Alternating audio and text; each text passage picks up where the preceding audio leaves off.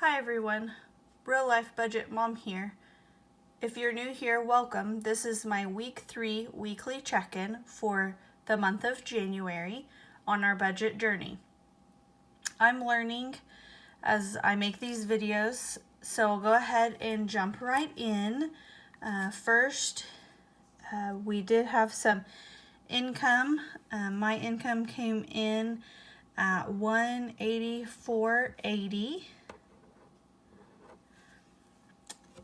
And then for our fixed expenses here, we did have some investments. Our investments, most everything comes right out of our account as an automatic draft.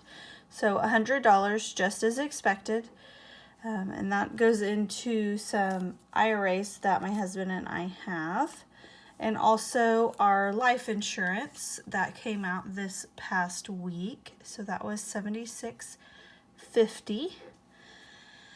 And our doctor expenses, as if you've followed along here, our doctor budget this month is kind of blown out of the water. My husband and I both needed all of our medication, as well as I needed some tests done. And so in addition to what we had already spent, we had spent an additional $157.40. So that will bring that up to a grand total for this month for our doctor to be $255.51. That is very abnormal for us, and that includes insurance for myself and my daughter. So when you take all of that into consideration, I'm okay with that number being a little bit higher this month. Once again, hopefully in the months following, we won't need any of those additional tests, and our budget for our doctor will stay about the same, around that $160, what we had budgeted. So to move over to our variable expenses here, I did finally have to get gas this week. So I spent a whopping $29. Once again, with the pandemic not going anywhere, I'm a stay-at-home mom for those that are new here.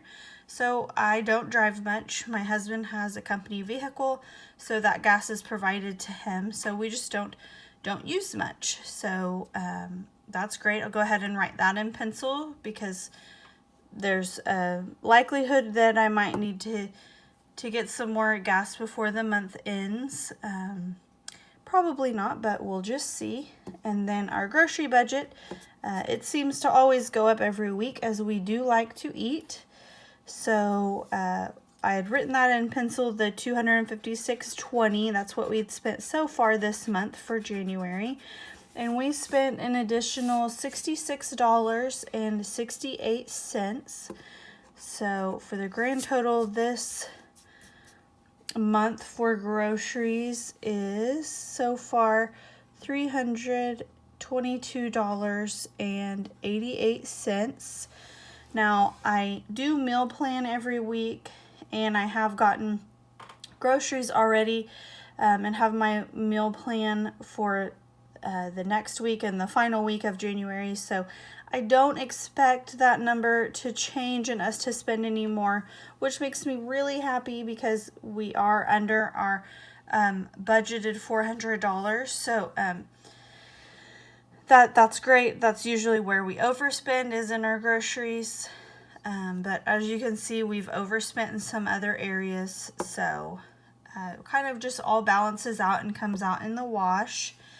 So to move on to our miscellaneous, we did have some Amazon gift cards that we spent this week, and we ended up spending a little bit more than what we had on our gift cards. So we spent a total of $103.92. So it was an additional like $12 past what we had allotted last week for the miscellaneous expenses. So if you're new here, I write my variable expenses in pencil because those tend to change from week to week, and we add to those.